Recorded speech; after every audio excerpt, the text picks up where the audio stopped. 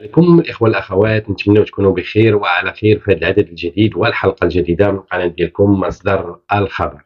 إذا في هذه الحلقة الإخوة الأخوات نحاول نتكلموا لكم على المستجدات ديال آخر الساعة. عندنا مواضيع اللي هي مهمة متعلقة بطبيعة الحال بأولمبياد باريس.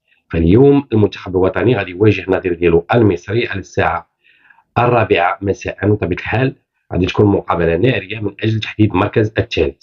فوز مستحق للعداء المغربي البقالي بمسافة 3000 متر، وغادي نشوفوا كذلك الاعتراف الأخير من دولة فنلندا بمغربية الصحراء. إذا المواضيع الإخوة الأخوات نحاول نطرق لهم بكل تفسير في هذه الحلقة. نرجو منكم الإخوة الأخوات أنتم كتابعوا المادة الإخبارية دائما الاشتراك معنا، تفعيل جرس الإنذارات، وكذلك الضغط على زر الإعجاب باش ينتشر هذا الفيديو على أوسع نطاق. شكرا لكم إخواني أخواتي، ونمر مباشرة إلى التفاصيل.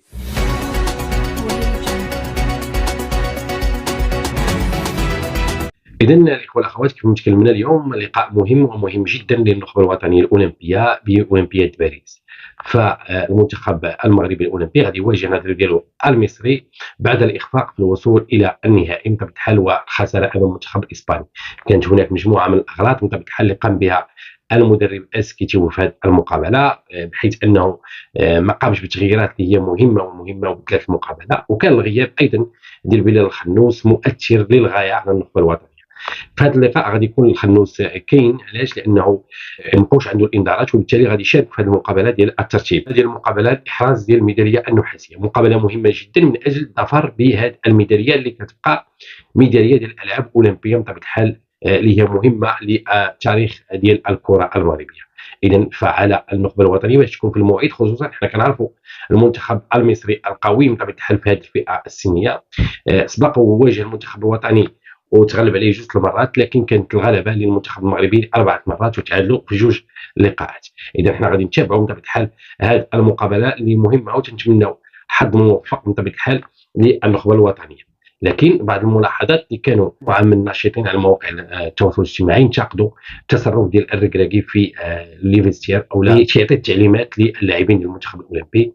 وكاين اللي قال بان الدور ديالو ماشي هنايا، الدور ديالو خصو يكون بطبيعه الحال في لقاء في مكتب او ما الى ذلك. لكن حنا شفنا الركراكي بانه كيتدخل في التخصصات ديال السكيتيوي، وبالتالي فمجموعه من المتبعين ديال الشان الرياضي ما عجبتهمش هذه اللقطه اللي كتسيء نوعا ما للمدرب السكيتيوي. ولكن حنا غادي نشوفوا بطبيعه الحال نخليو النخبه الوطنيه مركزه في هذا اللقاء المصيري او المهم باش يتمكنوا من الفوز بميداليه النحاسيه.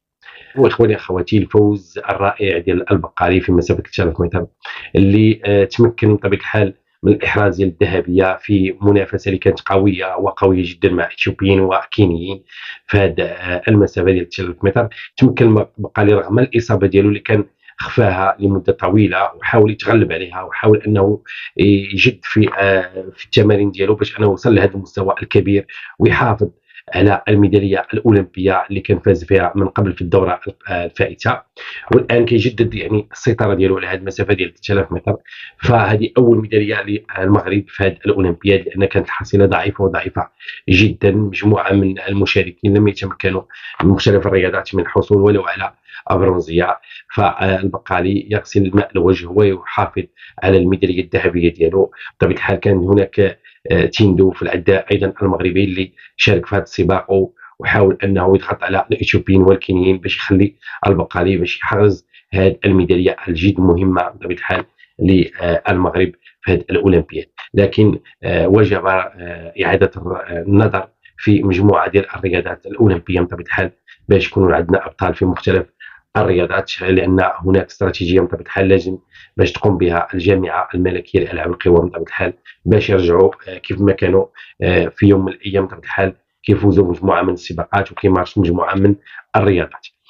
اذا غادي نشوفوا اخواني اخواتي ايضا في نهايه هذه الحلقه فنلندا. فبعد الزياره ديال ناصر بوريطه لفنلندا تعترف ايضا بمغربيه الصحراء وتعترف بالحكم الذاتي كحل وحيد وسياسي بطبيعه الحال لهذا النزاع المفتعل من الكاميرونات.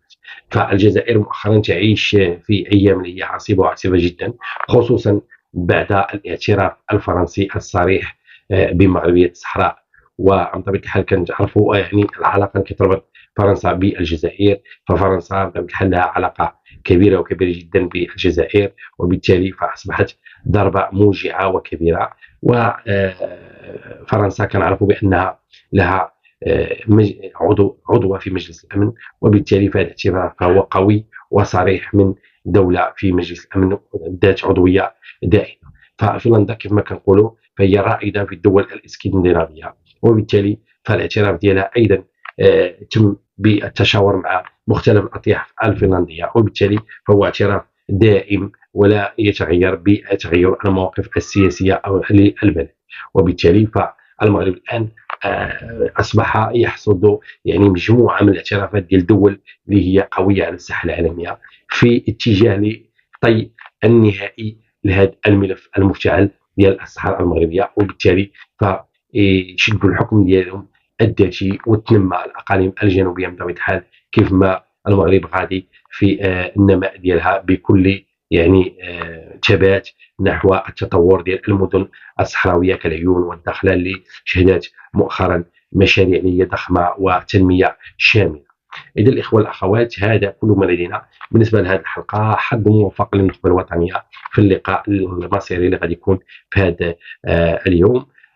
دائما نذكركم إخواني أخواتي باش أنكم تشاركوا معنا بالإخوان اللي مازال ما شاركوش معنا في القناة، وفعلوا جرس الإنذارات باش ينتشر هذا الفيديو على أوسع نطاق. شكرا لكم إخواني أخواتي، وإلى حلقة قادمة بحول الله.